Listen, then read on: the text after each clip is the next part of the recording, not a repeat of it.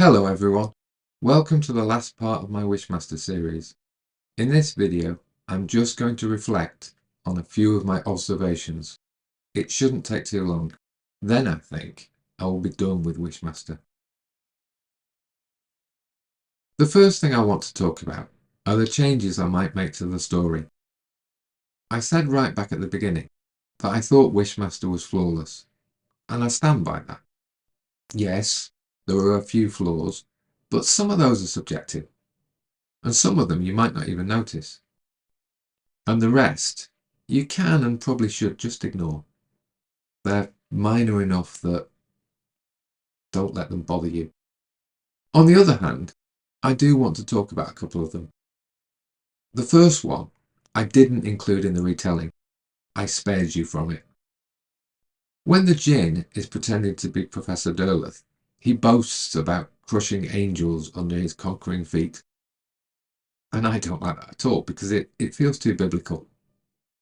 I much prefer the idea that Angra Mainyu made the Djinn, but somehow Ahura Mazda made sure they were locked in the void. They can't interact with the angels or mankind. They are imprisoned there. The second one is the problem I've mentioned before. The idea that the gemstone is a door between the worlds is daft. It's an example of over-explaining. It isn't necessary and it doesn't really make any sense. So I would take that part out. I do like the idea of the gemstone holding souls though. That works. And perhaps when the Djinn do eventually win and they all come to the earth, they could each have one. That way they can enslave the human race and they can claim souls as and when they please.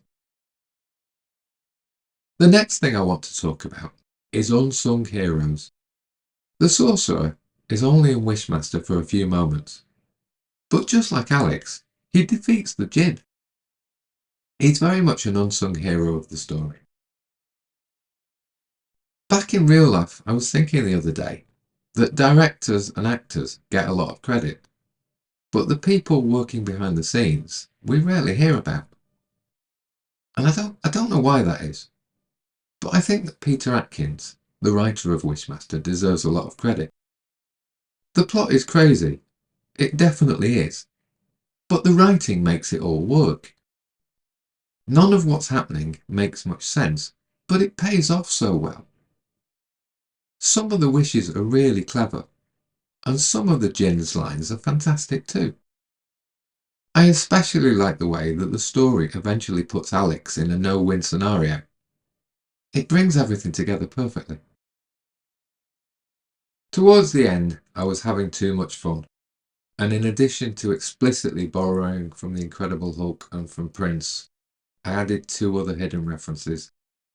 Baldric from Blackadder is known for his cunning plans, and I was making fun of the Djinn when I said that his cunning plan had failed.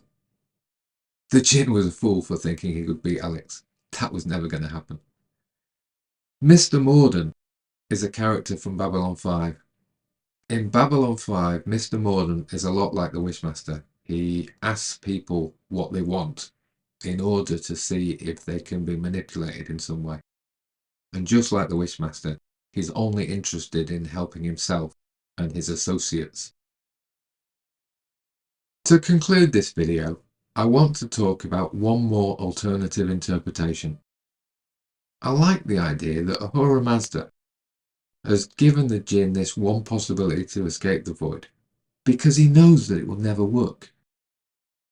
He's made sure that the Djinn will always fail, by putting the right people in the right places at the right time. He's tricked them.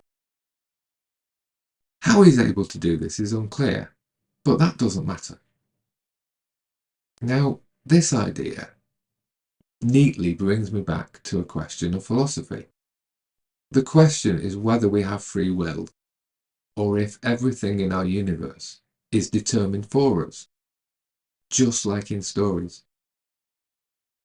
Kurzgesagt made a good summary of the problem, so I'll include a link to their video about it. Personally, I tend to be more in the no free will camp.